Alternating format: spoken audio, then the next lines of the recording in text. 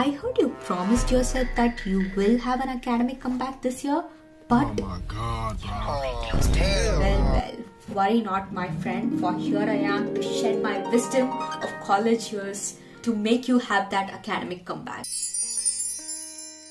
Hi guys, this is Ju. Welcome back to my channel, or welcome to my channel.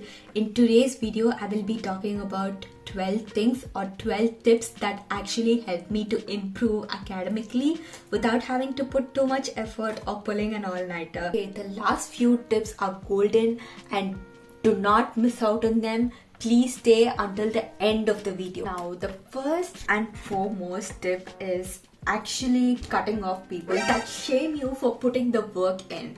You don't need that kind of negativity in your life. Like, what do you mean? Life is already hard as it is. You don't need other people to come in and tell you, oh my god, why are you so sorry? Oh my god, you're so cringe. Please get that people out of your life. Now, the second tip is actually attending classes. I know, please, you are going to hate me for this, but I know attendance is compulsory in most of the colleges in India. So you're going to kill two birds in one stone, because listening to classes actually makes you retain information so much longer.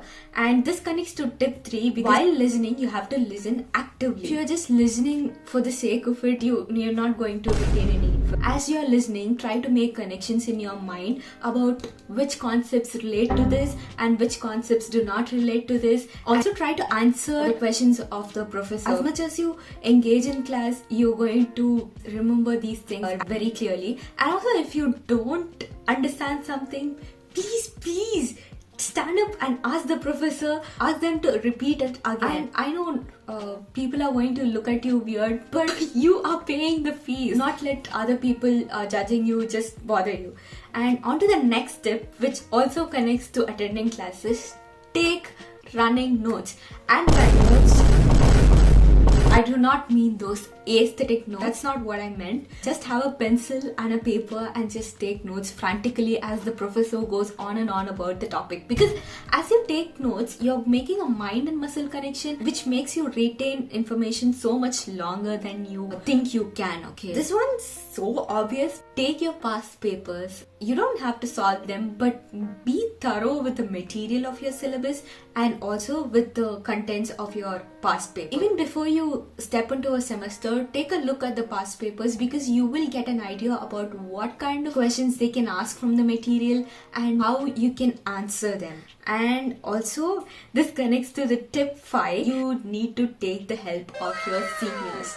Taking help of the seniors will diminish the barrier that you've got with understanding the syllabus. I had this senior 4th semester, and also now I'm so eternally grateful for her. I was there getting overwhelmed about all of the things that I had to study, and she told me, you have a specific order that you have to study in, and that helped me so much. Okay, so please go to your senior and ask them how I can study this subject, because they will be so glad to help you. The right ones will always help you. And if you can't get the help of a senior, always ask the classmates who sit in the first bench. They are always ready to help you, as long as you're ready to listen to them. For the 7th tip, you're going to ask around for extra help from your professors. You need to go up to them personally and ask them how I can cover this subject, how I can read it efficiently. 2nd semester, I remember clearly I went up to this professor and asked her to help me with this subject. It was biochemistry. Oh my god, that was one hell of a subject. And she helped me make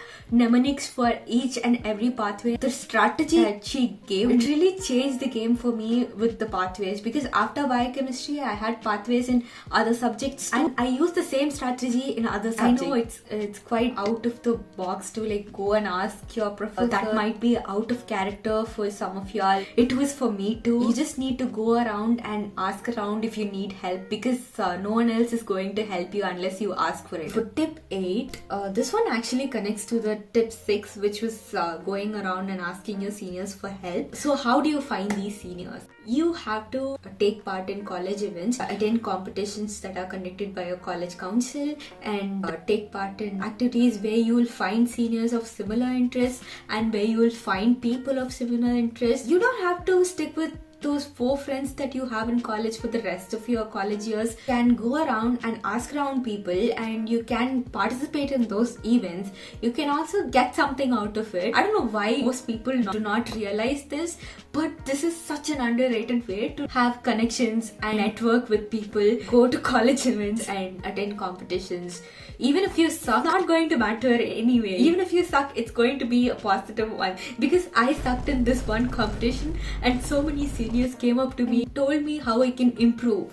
The 9th tip is actually using your resources properly, and by resources I mean your library, because the library for me is like an endless resource of like knowledge and education. It's just so much better to read from a book, because it's always going to expand your knowledge on a subject, and it's going to be so much better than anything you've ever done. Okay, so go to a library, sit up there for an hour or two and then come back, because it's always good. And also you can always borrow your books if you don't sit in a library and read, because I personally don't read inside a library because it's too silent for me. I take the book and I come back home and I read from it. So please make use of those resources. Sorry for the sudden change in lighting and haircut. I just figured that I didn't film tip 10. So here goes nothing. So for tip 10, do you remember back in school we had this little diaries wherein we would write down our homeworks and portions in it? So that's what you're going to do, except you're going to do it in your own notebook. So for me personally, I just do it on the front page of my notebook. I just write down the date of the assignment and the topic of the assignment and some important stuff that the professor just tells me. So I just write down that front page of my notebook. And for assignments, I have a fake deadline for that, which is like 3 days before the actual due date. I do this because in that way I'm more likely to finish the assignment earlier, and also I can give myself time to like do the assignment without actually freaking out at the last hour of the submission time.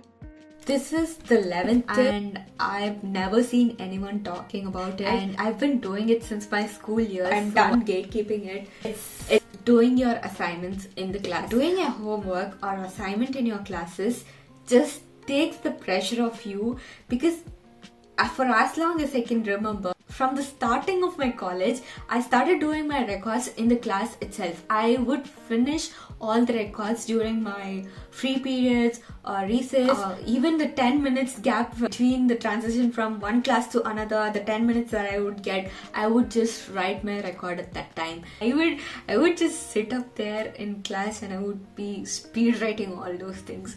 Because you don't know, but this 10 minutes for 3 classes adds up to as 30 minutes. You don't know how much time that will be across a week. I would always finish my assignments, records, other things or homeworks in my class, because I don't want to deal with it when I come back home. I want to be with myself and have my chill time. So it feels illegal to come home and do the work of my college, other than like studying, of course. Forgot to film tip 12. This one's the last and the most unhinged tip of all. What you're going to do is you're going to take up responsibility, and responsibility can look like becoming the class administrator, or taking up any position in the student council, or just becoming the secretary of a club or whatnot. There are so many options. Just pick one. What this does is it forces you to become responsible for a bunch of other students, which means that you have to stay on top of things to be responsible for them. It just creates this pseudo effect of being responsible. Speaking from my personal experience, I became the class rep in my first semester, which meant that I had to stay on top of tests and assignments. So I had to be the one who would remind people that they had tests on this day and they had to submit their assignments on this day. This forced me to become responsible for myself as well as other rather people. Than being responsible for yourself, when you are responsible for a bunch of people, you are more likely to do it perfectly. So that's what this whole pseudo effect is all about. And we're near the end of the video. I hope the things that I told you help you regain focus on your academics. I'll see you in the next one, and do let me know down below in the comments which one helped you the most and which one you're going to try out first. So until next time, bye guys. And please do subscribe, like, and comment. I've already told that. Okay, bye.